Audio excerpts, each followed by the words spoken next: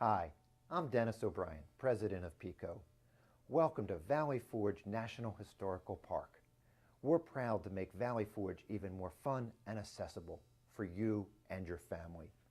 So sit back and enjoy this episode of the PECO podcast through history. Last episode, we met Private Joseph Plum Martin as he arrived at Valley Forge, with clothes wearing out, exhausted, hungry, and thirsty. We left Quinn and Graham in front of the hotel wondering what kind of accommodations Private Martin and the rest of the troops were going to have for the winter. Well, where are the soldiers going to stay for the winter? Oh, I know. They stay. That's all we have time for today, guys. Wrap it up. Excuse me. This is episode 3. Back off, Mr. Voiceover Man. Okay, go ahead. Where are the soldiers going to stay? Well, at first the soldiers stayed in tents. Intense? Why were they so intense? Not intense. In tents? Like camping? For the whole winter? No, once it got cold, it wasn't such a good idea. So, what do they do?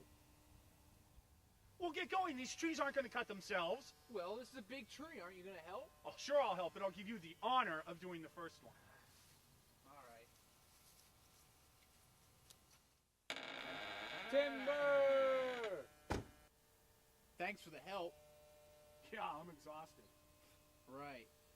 Listen, I chopped it down. You get to drag it back. Sure, after you. That guy looks familiar. How do I know him? Anyway, what's the big deal about dragging the log back? Well, no big deal if it was the only hut being built. But there were over 1,000 huts being built across the camp. Wow. So these soldiers had to drag wood from quite a ways off. Exactly. Think how much wood it would take to keep over 12,000 soldiers warm, fed, and under shelter. I'm still wondering about that soldier. Can we check back in on them? I need to get a better look at that guy.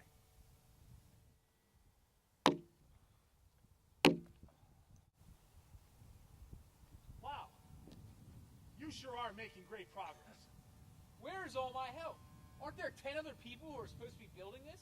Sure, they're here, but they're out cutting more wood and they're going to be dragging it back later. 10 other guys? So 12 total? That sounds crowded. Well, maybe crowded compared to today's standards, but back then, it wasn't too bad. I guess you're right. I mean, there were 25 people in the house that Washington used as his headquarters. True. Well, we're almost done here. How about we go check back on those guys? Welcome home. Make yourself comfortable.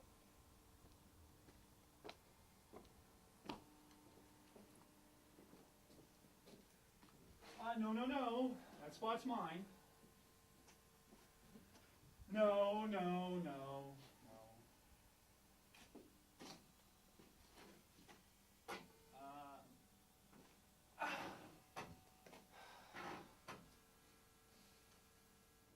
Within a few weeks, almost all the soldiers were in huts like that.